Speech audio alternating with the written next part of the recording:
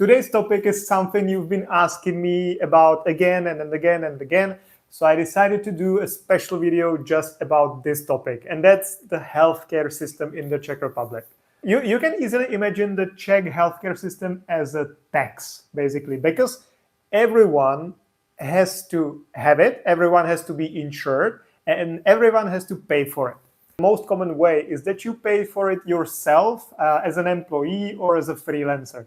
Because if you're an employee, part of your salary is automatically deducted for the healthcare, another part for the income tax and social security, but part of it is deducted for the healthcare. If you're self-employed, you have to pay, in most cases, you have to pay to the healthcare system on monthly basis. It definitely applies to all Czech citizens and EU citizens. For non-EU citizens, there might be differences depending on your nationality, but generally this is how it works. So if you have to contribute, which is the case of everyone, but if you need to pay yourself, which is a case of employees and self-employed people, it's either deducted directly from your salary or you have to pay yourself on monthly basis to the chosen health insurance company. Then there is a group of people who still need to be insured because everyone has to, but they don't have to pay themselves. And that's mainly children, students, unemployed, officially unemployed people, and retired people. So for those, the healthcare is covered by the government. And third group of people is people who are so-called without any taxable incomes, which means I would say mainly people who have some investments or savings or who just don't want to work and they don't want to be officially registered as unemployed for whatever reasons. So those also have to pay on monthly basis, but they contribute a smaller amount. To give you an example or an idea how much you need to pay, because this is something people want to know. Hey, I'm coming from the US and what is the difference, how much I will be paying in the Czech Republic or from other countries. So to give you an example, if you're a self-employed person, you have to pay on monthly basis, and the minimum payment you have to pay, regardless of your income, is 3,000 crowns, which is roughly $120 US dollars. Of course, if your income is high, you might need to pay more, but it will not be more than 5,000 crowns probably. But in most cases, you have to pay just the minimum, which is 3,000 crowns monthly. If you're an employee, the amount you need to pay is a percentage. That's the percentage for self-employed people as well. But if you're an employee, depending on your level of salary, you need to pay different amounts. But again, to give you an example, if your net salary, what you receive to your bank account is 30,000 crowns, you will end up paying around 5,000 crowns a month for the healthcare. I would say 40% of that is deducted from your gross salary, and the rest, the 60%, is covered by your employer on top of your salary. I did another video about how the salaries work, so you can go through that if you want, but just to give you an idea. So as a self-employed person, 3,000 crowns. As an employee, if your net salary is 30,000 crowns, you will roughly pay 5,000 crowns a month for the healthcare. But what you can actually get for this money, because it's like either 120 euros for self-employed people, sorry, it's now the same. US dollars and euros, the exchange rate is the same, so it's the same amount. But so self-employed 120 or 200 crowns, 200 US dollars or 200 euros for employed people. It's not really much. And what you can actually get for it.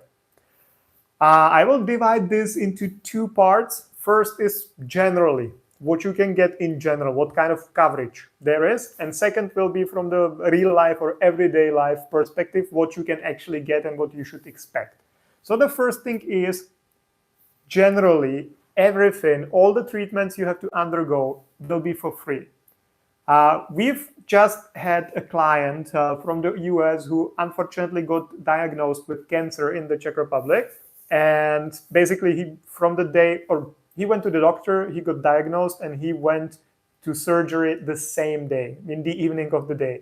So the same day he was diagnosed, he went to a surgery, and he's been in a treatment or recovery for a year now, and everything has been covered by the insurance.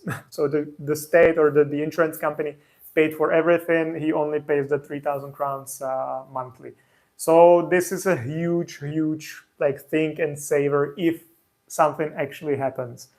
And the same thing, the same system works for any type of like sickness you can get. So even if you get a flu, or if you get your limbs broken, or you get cancer, you get any kind of illness, you will basically be treated for free. There are some exceptions. For example, dental care is not really included. There are some parts of it are like general or regular checkups once in 6 months. That's for free. Emergency care, if you really need to, like, you're in terrible pain and you need to get something done, that might be covered as well. But besides that, the dental care must be paid extra.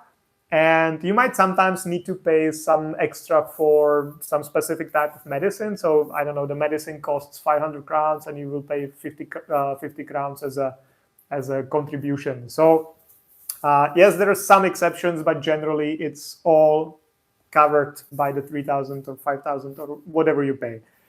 And one kind of disadvantage of the system is that you cannot get anything extra. You know, it used to be like that. There was an option like that a couple of years ago, but it's no longer like that. So basically everyone gets the same treatment. So even if you have money and you would like to pay extra for like faster processing or a better, like higher standard, I don't know, treatment or higher standard room in a hospital or something like that, it's not really possible at this time. You can go, of course, to a private clinic and get it there, but from the public system, it's not possible. It used to be, and they're always thinking about that, if to start it again or not, but at this point, it doesn't work like that. From the everyday perspective, I would say generally that the quality of the healthcare, if you actually already need to get something done, then the quality of doctors is really good. And especially for some specializations like heart surgeries or transplants, stuff like that, we have really good surgeons and really good clinics and hospitals. There is also, like, I don't know if you know, but also the contact lenses were invented by a Czech doctor, I guess. I'm not sure if he was a doctor, but many surgeries. I believe that a face transplant was the first time done in the Czech Republic, stuff like that. So in some specializations, we really have very good doctors. On the other hand, two disadvantages, maybe two cons, are that first, there might be very long waiting lines for the doctors because they're free. There are not that many doctors because also since it's public, the doctors cannot really earn that much money. So if they're good and if they speak some languages, they usually move to some other country, to Germany or somewhere else where they can make like 3 times, 4 times more money than in the Czech Republic. So for some specializations, you need to wait a very long time. So sometimes even a couple months. Another example from our experience in Move to Prague, we had a client, like it was like 5 years ago or so, but it's still the same in the specializations.